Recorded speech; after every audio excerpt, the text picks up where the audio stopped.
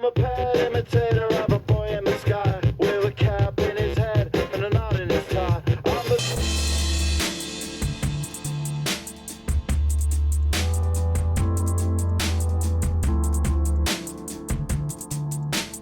Hey guys, it's Joe Proulx, and in this video, I'm going to be doing something that I've wanted to do for a little while, just to sort of catch up on things. As for reviews, I know I haven't done a review in a long time. I'm like over a month. Only done one review this year, and that's because there really hasn't been a lot of albums that have come out this year that I've wanted to talk about yet. There are a lot of albums coming out in April that I'm going to be talking about, which should be awesome. But in this video, I'm going to be doing kind of a brief summary of all the music I've been listening to since like the beginning of last year. I'm going to be covering all the way from the beginning of 2015 all the way up to a couple albums that have come out this year, just to sort of, cover everything, just to sort of give you guys, if you want to know my opinion on a bunch of albums that came out this year, and last year. Mostly last year. This video is really just kind of a overview of all of the music I've been listening to since the beginning of 2015 up until now. So if you want to know any of my opinions on anything that came out last year, on a bunch of albums that came out last year, or this year, a few albums from this year, you might want to watch this video. I'm going to put all the albums that I'm reacting to or get my opinion on in the description box of this video. This is going to be a long video. I'm going to try to go over everything pretty quickly. I'm not going to go into too much detail. Even if I like a thing a lot, I'm not going to go into a huge amount of detail. But, But I'm going to try to overview everything as quickly as possible, and maybe stick a joke in here and there, keep it fun. And I just want to make this video because I've wanted to do something like this for a little while. So let's do this. I can't wait to do this. I'm going to be putting the name of the album I'm talking about below me right here in this area of the video, so you can see the title of you can see the group name and the title of their album, so I don't have to say every single time who it is. Alright? Cool? So, to start off this list, I'm just going to get a few albums or so out of the way right now. No. No. No. No. No. No. No. And no. Cool? Alright, let's go. Mark Ronson's a good producer. Not gonna lie, I do like a lot of the stuff he produces, but he really shouldn't have an album under his own name, because literally all he does is produce on this album.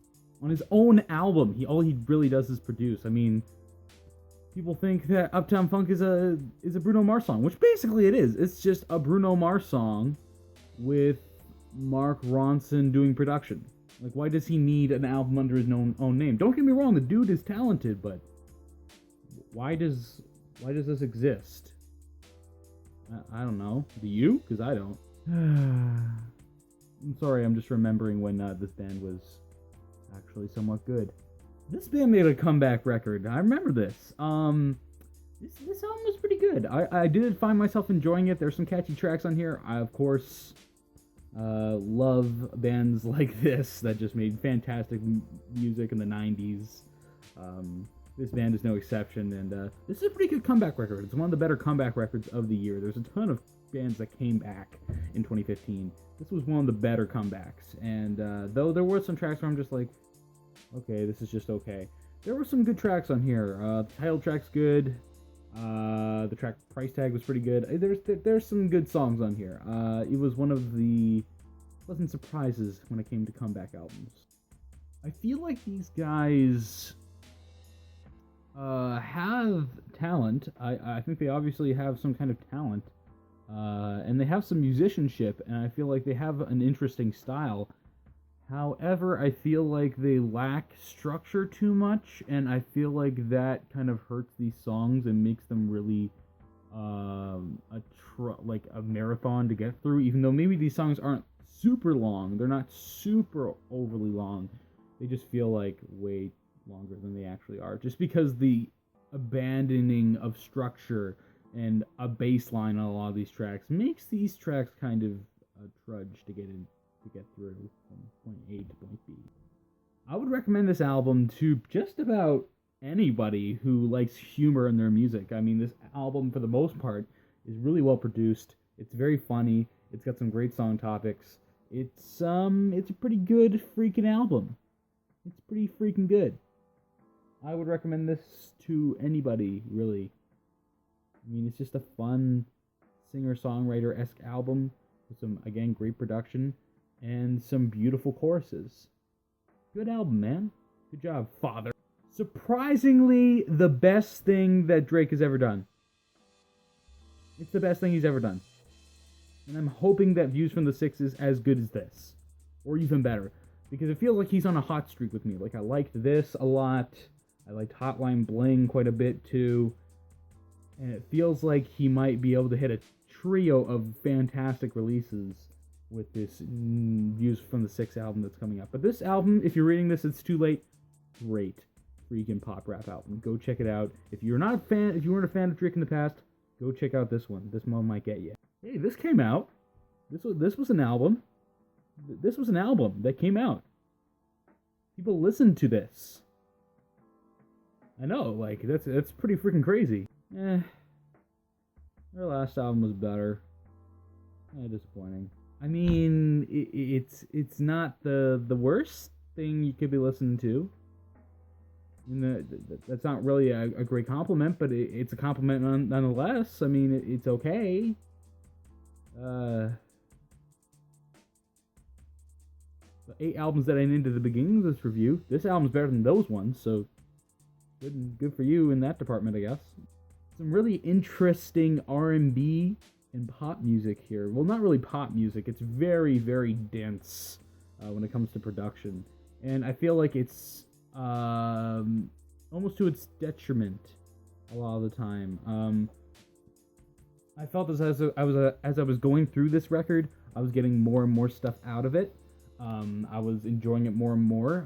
The tunes were shining through, but some of the songs just don't shine through because there's so much going on. It's kind of suffocating, and gets to be a little bit much by the end of the album. Plus, this album is 20 tracks long, so a bit of a long thing, and not in always the best way. But also, catchy songs on this thing, great singles, and the song titles on this thing are fan-freaking-tastic, or either they're fantastic, or they're just downright vulgar. I'm not sure. Okay. I know this is a big thing right here. I'm going to answer 3 questions about this album. Do I like it? Yes. Yes, I do. Do I love it? No. And why not? Various reasons. I guess 2 of them would be that Kendrick Lamar's voice, for some reason with me, I do like it when he's really aggressive, like on songs like King Kunta on this thing, where he's just really giving it to you. Love songs like that. And there are quite a few songs on this album where he does that, and I do like the message of a lot of the songs on here, but I do not like the tone of his voice when he starts getting into this kind of acting thing sometimes, and he starts to really go high-pitched and really just annoying, and it gets on my nerves. And also some of the instrumentals on here, while I do like the old school vibe of a lot of the tracks on this record, it's some of them just feel a little bit more soaked in nostalgia than they actually feel interesting or have a good groove to them. I mean, some of the grooves on here don't jive with me, and a lot of the features are actually pretty dang good, but and I can't believe you got like one of the Isley brothers on here. That's pretty fantastic. But there's just some tracks on here where I'm not too crazy about it, but still really ambitious album.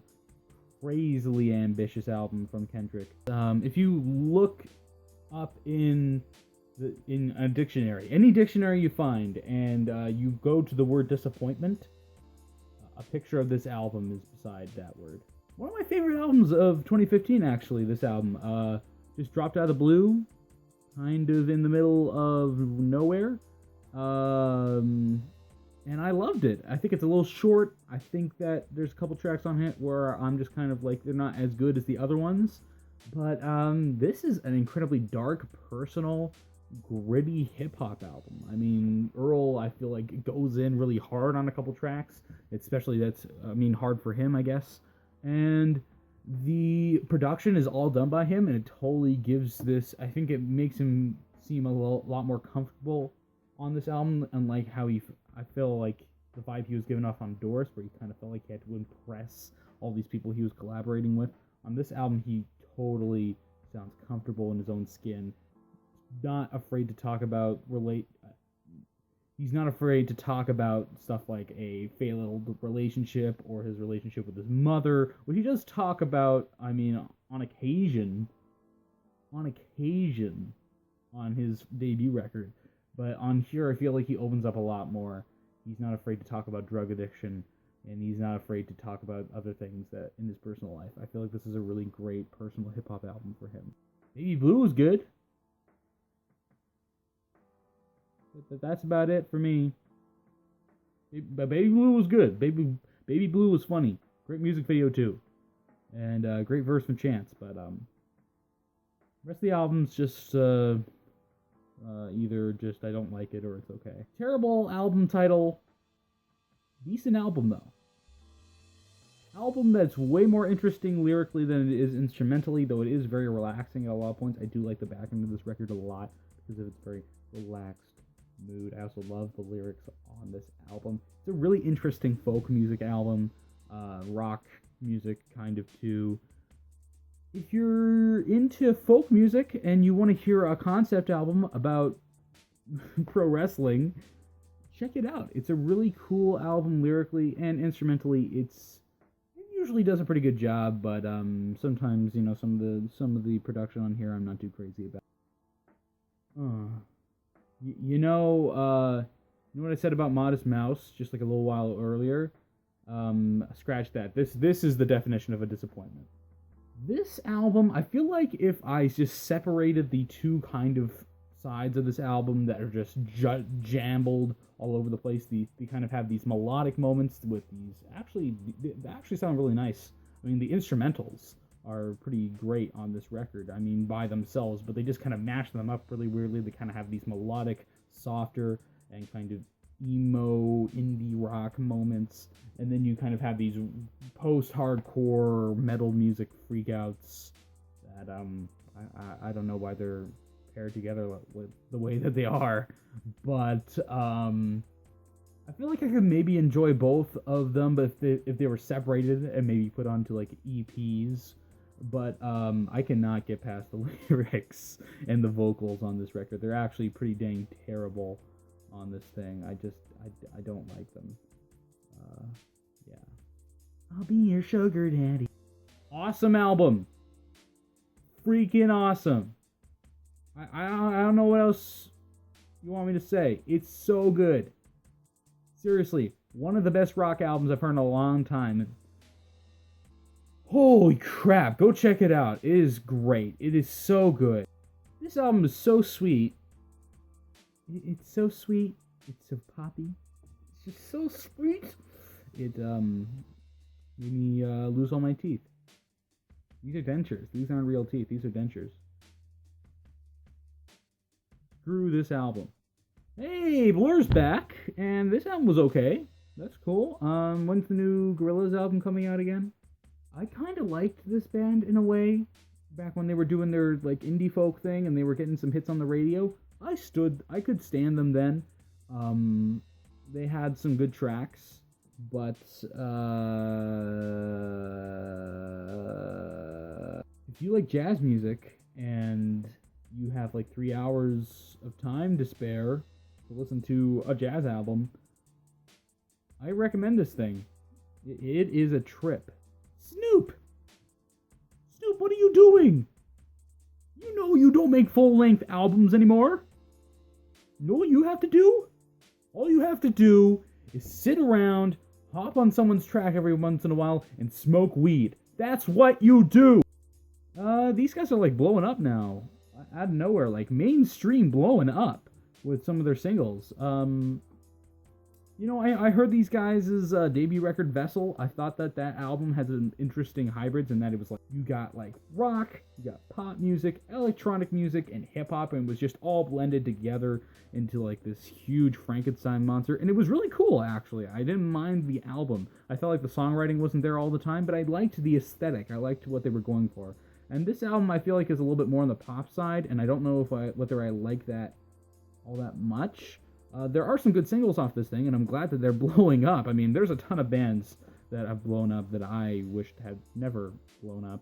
And these are one of the better bands to have blown up in a while, just off of their great songwriting talents. So, guys, good job. Sure, the production may be weird, okay? The production's weird. It's kind of lo-fi. It's a bit of a lo-fi album production-wise. It's got some weird production on it. But that songwriting, it's in high fidelity, baby. Hey-oh! This is like the cutest electronic music album, I think, that has ever come out. Ever. Like, so cute that, I kinda want to sit next to it in art class. Fantastic. That's all I gotta say. It's a fantastic pop rock album. I don't want to spoil too much. Fantastic singles from this thing. Nearly every single single is fantastic off of this thing, and the deep cuts are pretty awesome too. Go check it out. It's a great pop rock indie thing. I don't even know. Great grooves, great choruses, great hooks, great everything. Weird vocals, kind of weird vocals, but if you can get past the weirdness of the vocals, you're gonna be like singing this in your car. One of the better pop albums to come out in a while, actually. I'm actually surprised. Carly Rae Jepsen and her producers, she actually had a lot of great producers on this thing. They come together with a great album that definitely references the 80s a lot, but it's still a good album. I mean, I don't like the single I Really Like You, but there's a ton of solid pop songs on here. This album was okay. The production's really good. But it feels like Vince Staples really doesn't have enough talent to really carry a project on his own. Really, I think that's just because he's in this Snoop Dogg vein at this point, where he's really just a little, I don't know, just he's not able to carry a project on his own. But I feel like he does great when he's featured on other people's songs. So. Yeah, I don't know. This album's just okay, though. It wasn't terrible. It was okay, though. I'm just going to touch on this album very quickly because I just want to get Future out of the way. I don't like him. And the way he uses autotune is the reason I don't like autotune at all. However, this hip-hop album, right here, is my favorite hip-hop album of 2015. Fan-freaking-tastic. So freaking good. Great freaking pop. Rap, jazz rap, something like that, I guess would be the best way to describe it. Pop rap and jazz rap. Kanye West is definitely an influence on here. A ton of great old rap. Ton of great 90s rap artists are influences on this record, like Tribe Called Quest, Stickable Planets. Modern influences would definitely be, I guess, Kanye. Or maybe a little bit and Chance the Rapper, just the vibe with some of the jazzier tracks on here. It's got some great concepts to it. It's a great freaking hip-hop mixtape. It's available for free on a website. Go look it up if you want to get some awesome hip-hop in your freaking, I don't even care, the light turned off. If you want to get some great freaking hip-hop, get this mixtape. I mean, Mac DeMarco, you can't really hate the guy.